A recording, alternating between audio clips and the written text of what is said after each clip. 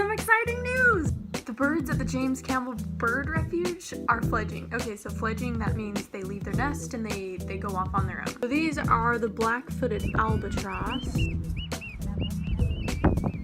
And these are the bone-in petrels.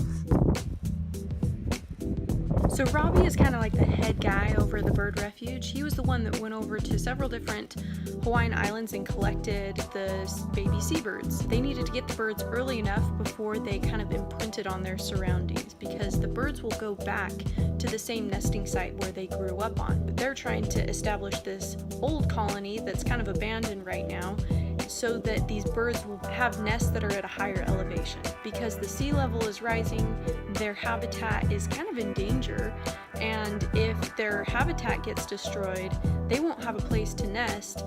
So Robbie brought these birds back over, and he and his team and like a bunch of volunteers, which is including me, I even got a shirt. This is my bird shirt. We helped feed and take care of these birds, and they had a very meticulous process. They would weigh the birds, they would measure their wing cord, which is basically from their wing's elbow to the tip of their wing, and just to make sure that they were on track. So they had several different sets of data for what a healthy baby bird with a parent, what their growth chart kind of looked like, and they tried to mimic it as closely as possible. This project lasted over 4 months about.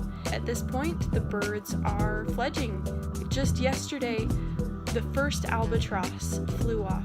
Leilani, she's one of the workers there, she told me that they noticed number 8. He was flying around, he was practicing a lot, and so they just wanted to see what he would do if he actually saw the ocean, because the area where their nesting site is, the ocean is kind of blocked. They took this albatross and set him on top of the sand dune just so he could see the ocean. He looked out at the ocean, and then he took off, flew out to the ocean, and they haven't seen him since, nor will they, because these birds fly up to Alaska where they fish and live at sea, and then they'll probably come back maybe 5 years from now to try to find a mate, practice their little dancing technique to find a mate, and hopefully settle down at the location where they were brought over and have their own baby chicks.